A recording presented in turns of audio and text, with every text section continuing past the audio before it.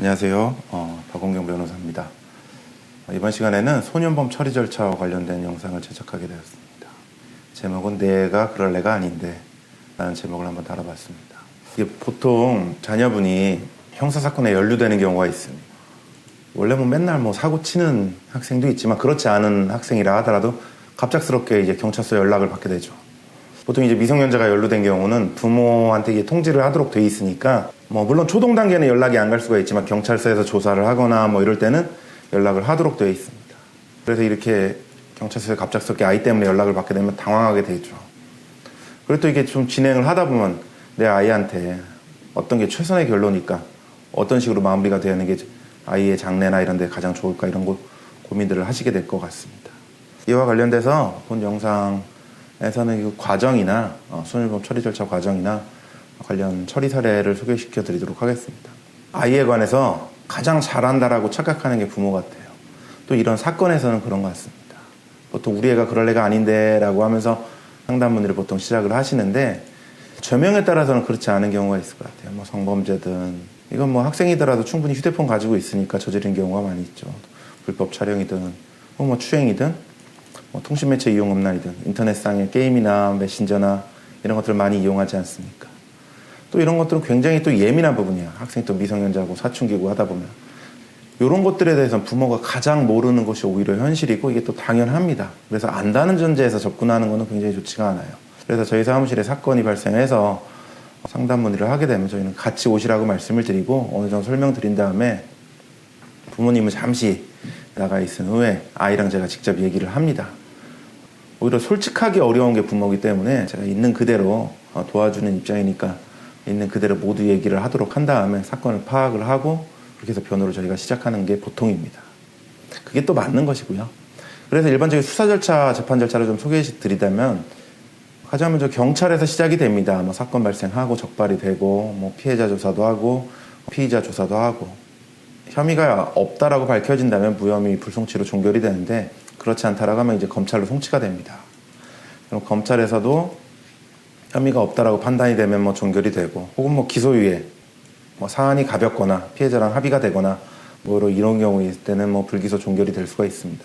그렇지 않을 때 이제 결국 재판을 가게 됩니다. 근데 미성년자라고 한다면 두 가지 경우가 모두 가능합니다. 14세 이상이면 형사 미성년자가 아니기 때문에 형사재판, 일반 성인이랑 똑같이 형벌을 받고 전과가 생기는 이런 형사재판에도 갈 수가 있고, 소년재판에도 같이 갈 수가 있습니다. 소년재판이라는 것은 가정법원에서 이게 재판을 하게 되는 것인데, 이때는 보호처분이라는 걸 받게 됩니다. 물론 이제 소년재판에서도 소년원으로 해서 구금되는 이런 것들이 나올 수는 있지만 그건 보호처분이라는 거죠. 형벌이 아니기 때문에 전과라고 하지를 않습니다. 그래서 두 가지 모두가 가능하고, 제가 양쪽 화살표로 그림을 그린 이유는 검사가 형사재판을 넘겼다 하더라도 형사재판 심리를 해보니까 소년재판을 받는 게 맞다, 사안이 소년재판으로 보낼 수도 있고, 또 반대로 이제 소년재판에서도 사안이 좀 문제가 있다 라고 보면 형사재판으로 또 넘길 수도 있습니다. 이렇게 여러 가능성이 있다는 걸 제가 설명을 드리는 차원입니다. 그래서 최선의 목표가 뭐냐, 이런 부분을 궁금해 하시는데, 제일 먼저 이제 경찰에서는 혐의가 없다라는 게 아니라면 이제 일단 무조건 검찰로 넘어가니까 검찰에서 혐의가 있다라고 할 때 기소유예로 마무리되는 게 조기 종결이라고 볼 수가 있겠죠. 여기서는 수사 경력 자료든 뭐든 남긴 남을 겁니다. 또 반대로 재판을 넘어갔다 한다면 형사재판보다는 당연히 소년재판, 보호처분을 받는 게 전과가 아니기 때문에 장래 지장은 크게 없어집니다. 전과상 불이익도 없고, 또 여기서 어떤 조회나 이런 것들은 되지가 전혀 않고 있습니다. 소년법상. 그렇기 때문에 최선의 목표가 뭔지를 좀 생각해 보는 게 맞는데, 가급적 학생이다 보니까 빨리빨리 마무리되고 수사 절차가 마무리될 수 있게 하는 게 보통은 최선일 수밖에 없습니다. 물론 이제 어쩔 수 없이 법원까지 가게 됐다고 한다면 가급적 소년재판을 받는 게 최선점이라고도 볼 수가 있겠죠. 그래서 먼저 주의할 사항을 좀 설명을 드리자면, 그 유무죄 다툼보다는 어찌됐든 소년보호재판이라고 하는데, 소년재판을 받게 되는 사유들은 범죄뿐만 아니라 어떤 비행, 담배 피거나 나쁜 친구들과 어울려 다니거나 그 자체도 또 대상이 됩니다. 그래서 유무죄 다툼에 매몰이 되다 보면 절차가 너무 길어지고 또 힘들어지고, 또 아이 학교도 다녀야 되는데 여러 문제들이 생길 수가 있습니다. 그래서 유무죄 다툼, 다툴 건 다투지만 너무 여기에만 매몰되면 안 된다는 점도 말씀드리고 싶습니다. 그리고 보호자의 강력한 보호의지, 표명이 중요합니다. 이게 무슨 얘기냐면 제가 한번 상담을 받았는데 같은 학교 학생들끼리 싸우는데 좀 심하게 다투고 심하게 많이 때린 모양입니다. 근데 저희한테 이게 상담이 왔을 때는 소년분류 심사원에 구금이 돼 있다라고 하는 겁니다. 이게 성인으로 말하면 구속이 됐다라고 보는 건데 굉장히 좀 중요한 거죠. 이게 된 연유를 찾아보니까 보호자가 이게 얘도 나 때린 부분이 있고 얘도 우리 애를 때린 부분이 있고 이게 서로 왈가왈부 또 뭐 치료비를 너무 많이 요구한다 뭐 이러면서 이런 부분 때문에 사과나 피해배상 부분이 제대로 되지가 않았어요. 다툼 때문에. 이러다 보니까 이게 불똥이 아이한테 튄 겁니다. 그래서 제가 너무 안타깝더라고요. 바로바로 피해배상도 하고 마무리 지어야 된다. 어차피 더 많이 다친 사람한테는 피해배상 치료비 정도는 당연히 줘야 되는 거니까 그렇게 임하는 게 맞지 않느냐. 이게 왜냐면 소년분류 심사원이라는 게 물론 거기서도 이제 학교에 준해서 교육도 하고 하긴 하는데 아이한테 굉장히 좀 힘든 부분이거든요. 여기까지 가게 된 연유는 이게 피해배상이나 이런 부분이 처리가 안 돼 있으니까 아이를 이제 구금하는 것이거든요. 그래서 강력한 보호 의지가 필요하다라는 겁니다. 일단 필요한 부분 사과도 하고 배상도 하고 왜냐하면 보호자의 책임으로도 볼 수 있기 때문이겠죠. 이런 부분을 제가 좀 강조드리고 싶고 그래서 저희가 형사 미성년자 중학생이나 고등학생 정도 학생들 소년범 사건 저희가 변호했던 사례들을 한번 블로그를 통해서 성공 사례들 한번 소개시켜 드리도록 하겠습니다.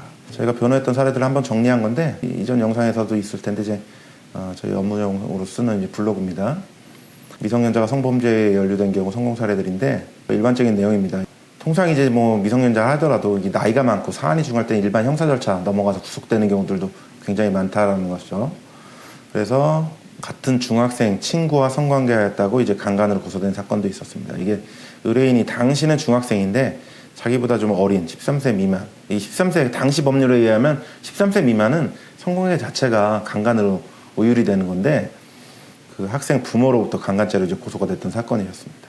저희 먼저 강제성이 전혀 없었고 서로 교제도 하고 이런 손편지나 이런 메시지들을 증거 자료들 아이 입장에서 그런 것들이 있긴 한데 그걸 다 찾아내기 어려우니까 이런 것들이 모두 저희가 제시해서 다행히 증거불충분 무혐의로 이게 종결을 받을 수 있고 검찰에서 이제 무죄죠 이렇게 처분을 받았던 사례가 있습니다.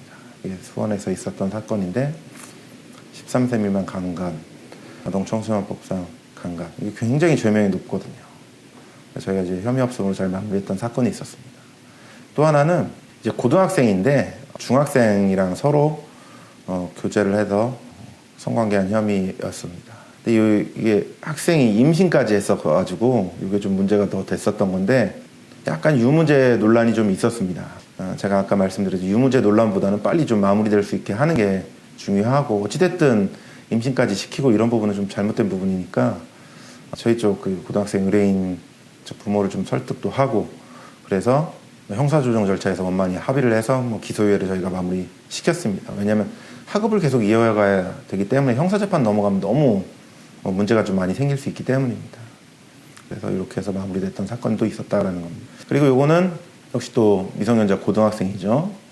같은 반 여자친구 얼굴에 이제 약간 음란 행위를 하는 딥페이크 영상을 제작한 혐의로 문제가 됐었는데 이게 최근에 만들어진 겁니다. 2020년 3월 24일부터 만들었는데 요거 행위 당시에는 그 이전 행위이기 때문에 요게 좀 적용이 될 수는 없었고 딥페이크 허위 영상물 반포죄에 해당이 되기가 어려웠고 하지만 이 형사상 모욕죄 부분은 분명히 문제가 되는 부분입니다. 그래서 저희가 피해자 측이랑 조속히 좀 합의도 하고 또 변론도 하고 그래서 모욕죄니까 이제 친고죄이기 때문에 고소 취소로 공소권 없음으로 또 마무리가 됐던 사건이 있습니다. 또 이거는 여자 화장실 내에서 또 불법 촬영 혐의로 또 문제가 됐던 건데 당시 만 19세 미만이었기 때문에 수사를 받을 때는 고등학교는 졸업한 상태였는데 군복무도 또 앞두고 있고 또 어떻게든 저희가 또 합의도 시키고 그래가지고 원만히 기소유예로 또 마무리됐던 사건도 있었습니다.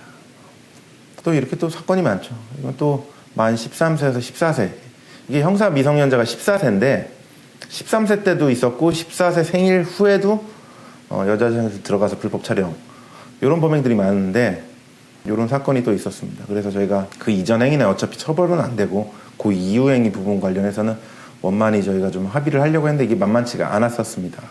그러다 보니까 검찰에서는 좀 조기 종결이 쉽지가 않았고 결국은 소년보호 재판으로 가게 됐는데 그 학생 그리고 그 부모에 대한 교육명령 이렇게 보호 처분으로 마무리가 됐던 사건이었습니다. 그래서 보호소년을 보호자 부모에게 감호 위탁한다. 감호 위탁한다 하지만 보호자한테 인계한다는 의미입니다.